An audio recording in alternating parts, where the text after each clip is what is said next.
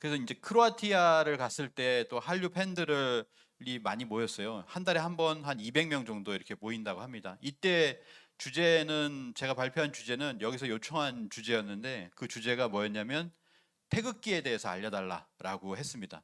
한류에 대해서 알려달라, 뭐 케이팝에 대해서 알려달라, 뭐 이런 것이 아니라 저에게 요청한 것이 태극기, 이 태극기에 담겨 있는 철학이 무엇이냐라고 하는 것을 크로아티아에 있는 분들이 알고 싶어 한다라고 하는 거죠. 그래서 저도 뭐 깜짝 놀랐고 한 40분 정도 뭐 태극에 관해서 또 뭐 사괴에 관해서 그 다음에 이거 역사에 관해서 이렇게 얘기를 했는데 자, 그럼 최근에도 보면은 태극기가 중국 거다. 뭐 최근에 많이 있잖아요. 김치 공정이니 무슨 한복 공정이니 하면서 태극기도 자기들 것이다. 뭐 이런 얘기를 합니다. 근데 과연 우리도 그렇게 인식을 하고 있을까요? 많은 분들이 태극 철학은 중국 거야. 또는 뭐 사괴, 팔괴라고 하는 건 중국 거야. 이렇게 알고 계신 분들 지금도 많거든요. 근데 그런 것이 아니라고 하는 것을 여기서 이제 알려드렸습니다. 시액 팔괴, 팔괴를 처음으로 그리신 분은 복희 태왕님이신데 그분은 바로 5대 태의 환웅의 12번째 막내 아들이시다라고 하는 게 환단고기에 나옵니다.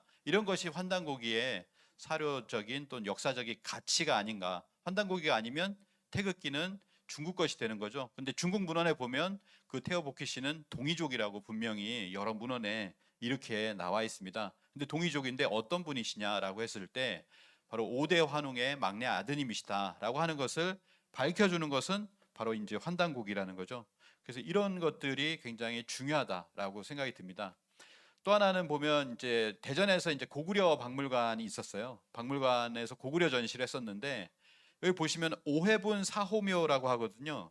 고구려 벽화에서 오해분 사호묘라고 하는 곳이 있는데 저기 녹색의 옷을 입은 조이선인 같은 고구려인인데 뭔가를 그리고 있습니다. 낙서를 하는 건지 아니면 뭔가 이게 공부를 하는 것 같은데 저게 뭐냐면은 바로 이겁니다. 문항팔계거든요.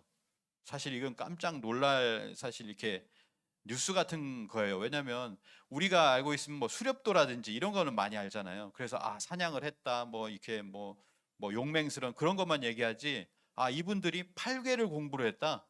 고구려에서 팔괘를 공부한 거예요. 문항팔괘를 공부했습니다. 근데 문항팔괘를 공부하려면 그 이전에 나왔던 좀 전에 보셨던 복희팔괘를 같이 공부하죠. 그 이전에 나왔으니까. 그럼 팔괘를 공부한다는 건 사상을 공부한 것이고 사상은 음양을 공부했다라고 하는 거거든요. 그래서 우주변화 원리를 이렇게 고구려 때도 이렇게 공부를 했구나라고 하는 것을 우리가 알고 있거든요. 우리는 그걸 통해서 제세이화하고 홍익인간에서 이 우주변화의 이치를 중국에서도 다 전해줬거든요. 뭐 이제 지난 며칠 전에도 이렇게 했지만 9년 홍수 때도 보면 오행 치수법이라고 해서 오행에 치수하는 법을 우리가 알려줍니다. 오행이 중국에서 들어온 게 아니라고 하는 것을 분명히 이렇게 알 수가 있죠.